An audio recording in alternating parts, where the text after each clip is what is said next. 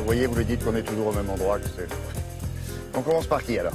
Bien William, comme vous le savez, je suis payé à feuilleter les journaux et très souvent je tombe sur des photos bizarres sur lesquelles j'ai pas trop le temps de m'attarder, donc je les mets de côté, je note qu'elles existent et puis un jour je vous fais un spécial photo bizarre. Et ce jour-là est arrivé. Qu'est-ce quoi, qu'est-ce, que se passe-t-il? Appelez ça comme vous voulez.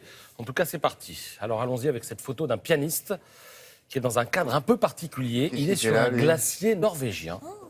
C'est une photomontage, non? Non, du tout. Il a vraiment joué. C'est un compositeur. Il est italien. Il s'appelle Ludovico Einaudi. Il a joué pour qui? Il interprète en fait ce jour-là une de ses compositions et elle a été créée en fait dans le cadre d'une opération de Greenpeace pour sauver l'Arctique. Et c'est pour ça qu'il est sur une barge, elle-même recouverte, d'un voile blanc au milieu du glacier pour jouer.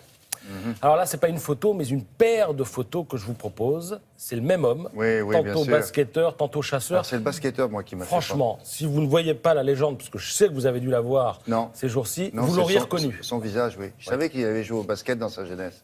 Et les filles, vous le reconnaissez? Attends. Bah, imaginez que c'est un type qui est assez grand. Ouais. Il a passé beaucoup de son temps dans une sierra. Quelque part sur une île. Et un jour, il a fait la révolution. Ah bah oui, Fidel Castro. C'est Fidel Castro. Ouais, c'est Fidel. Voilà. Drôle. C'est devenu un grand barbu.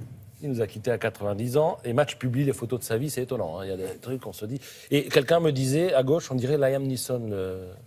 Un peu, ouais, pas faux.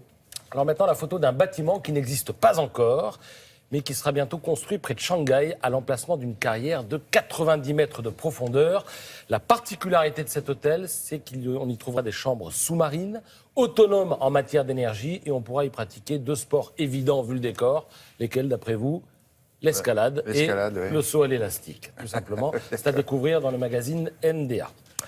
Autre bâtiment bizarre, cette fois c'est la forme qui pose peut-être pas problème, mais question. Je ne sais pas ce que vous en pensez. Oui, on dirait des bols de soupe chinois, mais c'est effectivement en Chine. On y trouve là un parc d'attractions appartenant à l'homme le plus riche du pays et il s'est mis en tête de divertir donc la planète. Vous trouverez ça dans les Échos Week-end. Maintenant la photo. Un peu pot de chambre quand même. Oui, c'est voilà, faut aimer. Aussi, voilà. oui. Bon. D'accord. La photo d'un camion qui fait penser à un train. Devinez où nous sommes. Sur une autoroute. Une autoroute, certes, mais nous sommes surtout en Suède. Et vous avez là la première portion d'autoroute électrique, c'est-à-dire que les camions sont à motorisation hybride, électrique, diesel. Ils se connectent automatiquement à une caténaire pour rouler, comme des tramways. Et voilà, à un moment, ils sortent, ils quittent la caténaire et puis ils repassent à l'essence. Vous trouverez tout ça dans le magazine Oui, demain. On va rester avec ce magazine. Il n'y a pas foule sur l'autoroute. Non, on va rester en Suède avec, regardez, la maison sous serre.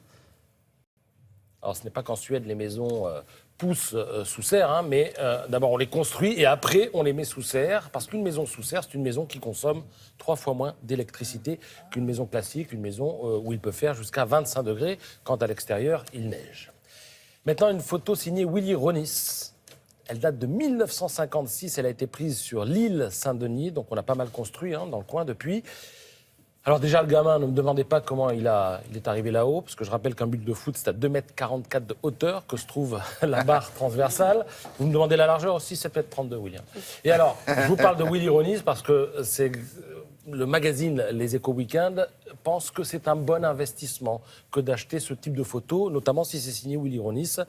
Et cette photo sera mise aux enchères le 13 décembre, donc dans une semaine, chez Arcurial. Entièrement fabriqué, parce qu'il a dû grimper l'enfant pour le mettre là-haut. Évidemment. Après, il y a l'avion, il y a tout ça. Bon, il y a un peu de fabrication, mais 160 œuvres de Willy Ronis seront mises en vente dans une semaine. Et une photo comme ça, c'est quand même quelques milliers d'euros.